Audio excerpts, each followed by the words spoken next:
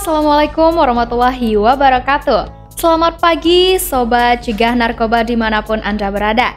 Saya Rini senang sekali dapat menemani dan menyapa teman-teman semua dalam Beken Berita Kekinian BNN Provinsi Nusa Tenggara Barat episode 9 Juli 2024. Nah, Sobat Cegah Narkoba dimanapun Anda berada, sebelumnya saya ingin bertanya nih, bagaimana kabar teman-teman semua?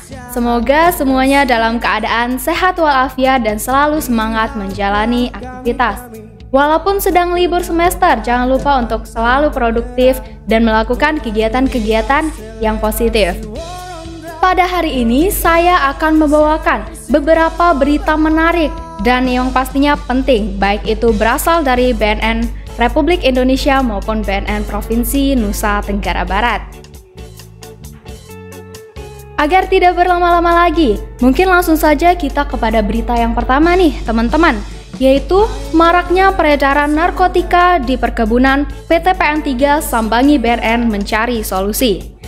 Kepala Badan Narkotika Nasional Republik Indonesia, Martinus Hukom, menerima kunjungan kerja Direktur PT Perkebunan Nusantara 3 di Ruang Supomo, Gedung BNN, Cawang, Jakarta Timur pada Rabu 3 Juli 2024.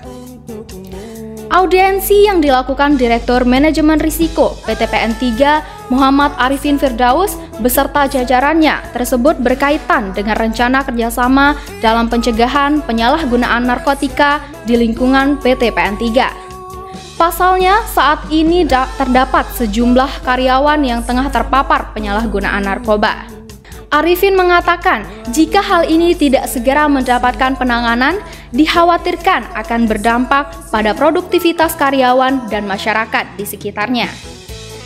Disampaikan dalam pertemuan tersebut bahwa PT PN 3 telah berupaya menangani permasalahan tersebut dengan membangun rumah pemulihan bagi penyalahguna narkotika. Tetapi hal itu dirasa masih kurang untuk menangani permasalahan narkotika yang terjadi di lingkungan PT PN 3 ini. Sebab itu, melalui audiensi ini, PT PN 3 berharap BNN dapat memberikan dukungan yang dibutuhkan perusahaan, seperti melakukan deteksi dini melalui tes urin, melakukan penyuluhan terkait bahaya narkotika bagi karyawan atau calon karyawan, serta melakukan upaya represif dengan melakukan penindakan kepada kurir atau bandar narkotika yang beroperasi di sekitar perkebunan. Menyambut harapan PT PN 3, Kepala BNN Republik Indonesia juga menginginkan kerjasama yang lebih luas dengan PT PN 3. Baik BNN maupun PT PN 3 berharap kerjasama ini dapat mengatasi permasalahan narkotika yang terjadi di lingkungan PT PN 3 serta berdampak positif dalam upaya mewujudkan Indonesia bersinar, bersih narkoba. Baik teman-teman cegah narkoba di manapun Anda berada, kolaborasi antara BNN dan PT PN 3 ini sangat penting dalam memerangi penyalahgunaan narkotika di lingkungan kerja. Semoga upaya ini dapat meningkatkan produktivitas dan kesejahteraan karyawan serta masyarakat sekitar. Mari kita dukung program ini demi mewujudkan Indonesia bersinar, bersih narkoba. Untuk berita selanjutnya, jangan lupa untuk follow Instagram BNN Provinsi Nusa Tenggara Barat. Baik, teman-teman cegah narkoba dimanapun Anda berada, langsung saja kita kepada berita selanjutnya, yaitu BNN terima kunjungan DPRD Grobogan. Deputi Pemberdayaan Masyarakat BNN Republik Indonesia, Dr. Andos Heri Mariadi MM, bersama Deputi Pemberantasan BNN RI, Iwayan Sugiri SH SIK, MSI, dan PLT Deputi Rehabilitasi BNN RI, Dr. Farid Amansyah SPPD, menerima kunjungan DPRD Kabupaten Grobogan di Gedung BNN Jakarta Timur. Jajaran Wakil Ketua DPRD Kabupaten Grobogan berkunjung ke BNN dalam rangka memberikan saran dan masukan tentang program pencegahan dan pemberantasan penyalahgunaan dan peredaran gelap narkotika P4GN yang diharapkan dapat dimasukkan ke dalam peraturan daerah. Saran dan masukan tersebut disambut baik oleh BNN Deputi Pemberdayaan Masyarakat BNN Republik Indonesia menyampaikan apresiasi atas dukungan DPRD Kabupaten Grobogan yang juga mendorong pelaksanaan program P4GN untuk masuk dalam peraturan daerah sehingga memiliki ketetapan hukum. Kesempatan tersebut juga dimanfaatkan oleh Deputi Pemberdayaan Masyarakat BNN Republik Indonesia untuk mendorong pembentukan BNN di wilayah Kabupaten Grobogan. BNN berharap DPRD Kabupaten Grobogan dapat memberikan dukungan sarana dan prasarana untuk menunjang operasional BNN pelaksanaan P4GN di wilayah Kabupaten Grobogan. Teman-teman cegah narkoba dimanapun Anda berada, kebetulan saya adalah pegiat P4GN Kota Mataram. Semoga saya berharap layanan P4GN ini lebih mudah diakses, memberikan manfaat besar dalam pencegahan, penanganan, atau penindakan penyalahgunaan narkotika. Mari kita bersama-sama wujudkan Indonesia bersinar bersih narkoba melalui sinergi dan kolaborasi dengan semua pihak. Baik, berita selanjutnya yaitu datang dari BNN Republik Indonesia. Kepala BNN Republik Indonesia pimpin upacara Korps Raport Anggota Polri Penugasan Khusus di BNN. Kepala Badan Narkotika Nasional Republik Indonesia Komjen Pol Martinus Hukom SIK MSI memimpin upacara kenaikan pangkat Korps Raport Anggota Polri Penugasan Khusus di lingkungan BNN. Upacara berlangsung di Ruang Muhammad Hatta, Gedung Tan Satrisna, lantai 7 BNN, Cawang, Jakarta Timur pada Selasa 2 Juli 2024. Sebanyak 30 anggota Polri mendapat kenaikan pangkat setingkat lebih tinggi, seperti Komisaris Besar Polisi sebanyak 26 personel, Ajun Komisaris Besar Polisi sebanyak 2 personel, Ajun Komisaris Polisi sebanyak 1 personel, Ajun Inspektur Polisi 2 sebanyak 1 personel. Dalam sambutannya, Kepala BNN Republik Indonesia mengucapkan selamat atas kenaikan pangkat setingkat lebih tinggi yang merupakan karunia dan berkah dari Tuhan Yang Maha Esa.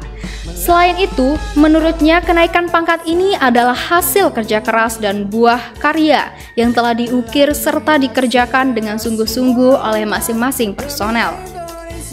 Lebih lanjut, Kepala BNN Republik Indonesia mengatakan bahwa kenaikan pangkat menyangkut beberapa hal yang menjadi konsekuensi bagi seorang individu. Pangkat bagi Kepala BNN Republik Indonesia adalah sebuah kehormatan. Pangkat juga mengubah strata sosial. Oleh sebab itu, Kepala BNN Republik Indonesia meminta jajarannya yang tengah naik pangkat untuk berperilaku sesuai dengan strata sosial yang ada. Maka pergunakanlah status sosialmu, pangkatmu sesuai dengan jabatanmu, dan sesuai dengan tanggung jawabmu, ujarnya. Nah, teman-teman cegah narkoba, kami ucapkan selamat kepada 30 anggota Polri di lingkungan BNN yang naik pangkat. Jaga kehormatan dan tanggung jawab pangkat baru Anda. Gunakan status dan pangkat dengan bijak untuk mendukung misi BNN memberantas narkotika di Indonesia. Baik teman-teman cegah narkoba dimanapun Anda berada, tak terasa kita sedang berada di penghujung berita dengan berita terakhir yang dilansir oleh lensakriminal.com, yaitu tim opsional Sat Narkoba Polresta Mataram amankan 2 orang diduga pengedar ganja. Tim opsional Sat Narkoba Polresta Mataram Polda NTB berhasil mengungkap kasus tindak pidana narkotika yang terjadi di wilayah hukum Polresta Mataram pada Rabu 3 Juli 2024. Dari pengungkapan tersebut, 2 terduga pelaku terpaksa diamankan karena saat penggeledahan ditemukan bukti-bukti berupa narkotika jenis ganja serta bukti yang berhubungan dengan peredaran dan penyalahgunaan narkotika. Kedua terduga pelaku yang diamankan merupakan warga Kecamatan Sekarbele, Kota Mataram, yakni inisial MFS laki-laki umur 28 tahun dan inisial MZY laki-laki umur 25 tahun. Sementara jumlah total barang bukti berupa ganja yang diamankan seberat hampir 96,58 gram. Hal ini ditegaskan Kasat Narkoba Polresta Mataram, Polda NTB, AKP I Gusti Ngurah Bagus Saputra, SHMH kepada media pada Kamis 4 Juli 2024. Berawal dari informasi yang diterima Sat Narkoba Polresta Mataram bahwa akan ada transaksi narkotika di Jalan Sriwijaya, Kota Mataram. Tim opsional kemudian melakukan upaya lidik dengan melakukan pengintaian di lokasi tersebut. Tak lama kemudian, sekitar pukul 3 waktu Indonesia Tengah, waktu pengungkapan, melihat seseorang yang sesuai dengan ciri-ciri dari informasi yang diterima. Orang tersebut yaitu inisial MFS kemudian diamankan.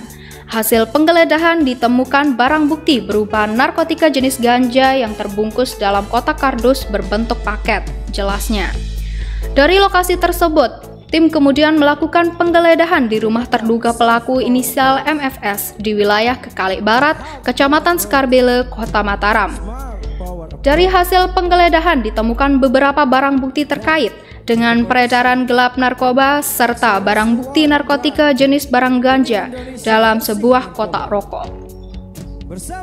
Usai melakukan penggeledahan di kedua TKP tersebut, berdasarkan interogasi awal terduga pelaku inisial MFS, selanjutnya dilakukan pengembangan kewilayahan Jalan Panji Anom, Kelurahan Kekalik Jaya, Kecamatan Skarbele, Kota Mataram. Di lokasi ini, tim mengamankan seseorang yakni inisial MZY selaku pemilik rumah. Setelah dilakukan penggeledahan, ditemukan barang bukti berupa peralatan seperti timbangan elektrik, roll paper, dan alat komunikasi.